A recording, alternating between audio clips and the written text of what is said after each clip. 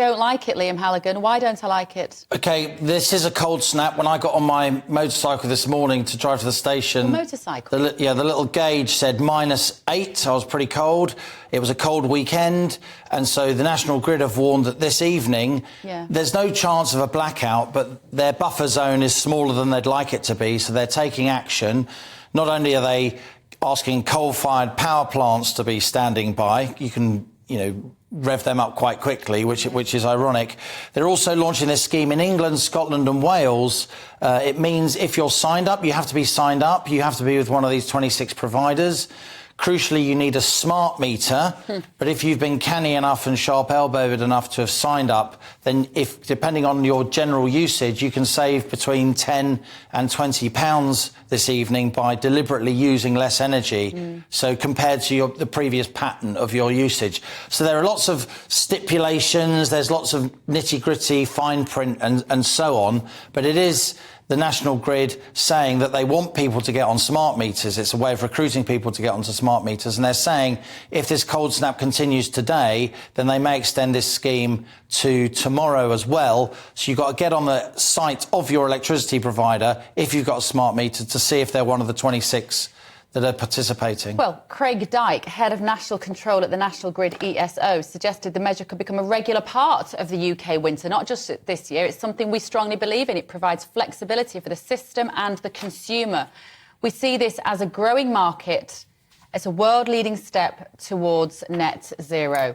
It's also geopolitical as well. The government is signalling to the outside world, particularly Russia, that we can deal with issues. We haven't got much gas storage in this country, as people like me have been warning for many years. That means we don't have as much buffer reserve as the Germans and the Dutch, so on. We don't have big nuclear plants like the French, though they've had some trouble with their nuclear plants, haven't they? We have got gas-fired power stations, and we have got some coal-fired power stations still, and we've got renewables. But a lot of this also depends, Bev, on the wholesale price for gas, which drives those turbines and sets the benchmark right across.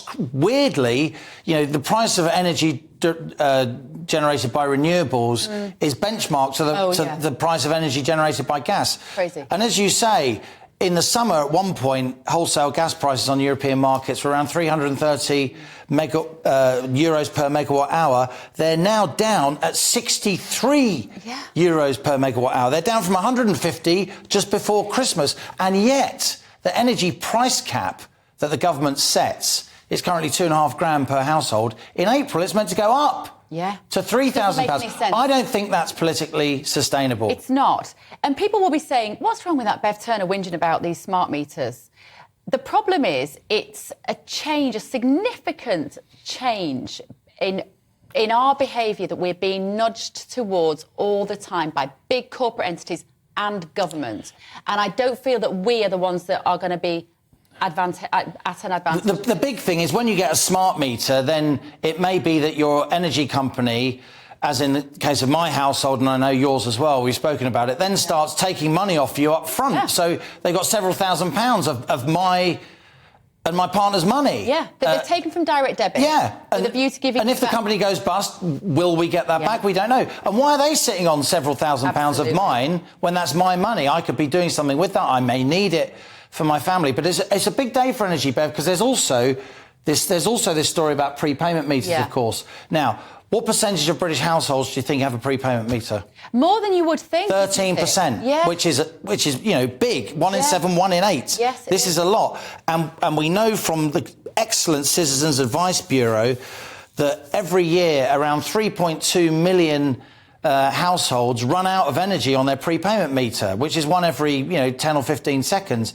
And in a situation where it's cold, the idea you might not have heat, you might not have lights, and you might have kids, you might be disabled, you might have equipment that relies on electricity that is life supporting it in some senses.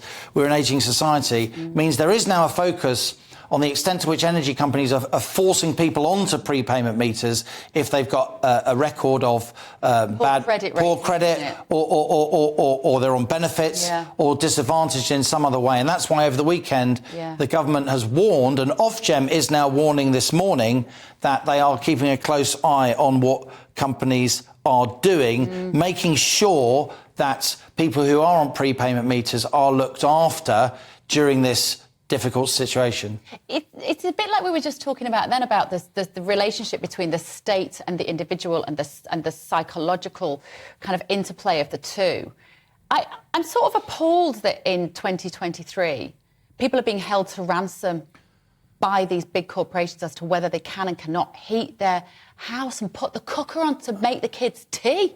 I think there is definitely a very, very big political crisis looming, because oil and gas prices are now well below where they were before Vladimir Putin invaded Ukraine in February 2022.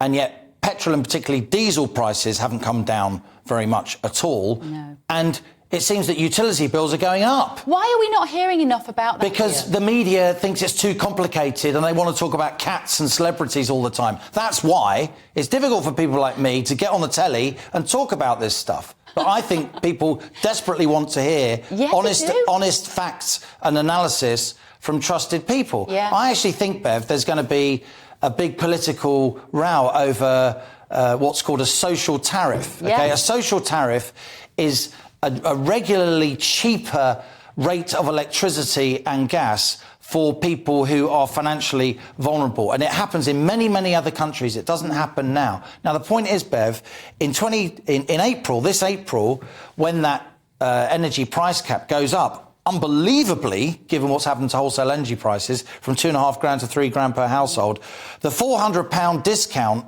that we all get is going to disappear. We don't know what's going to happen to it.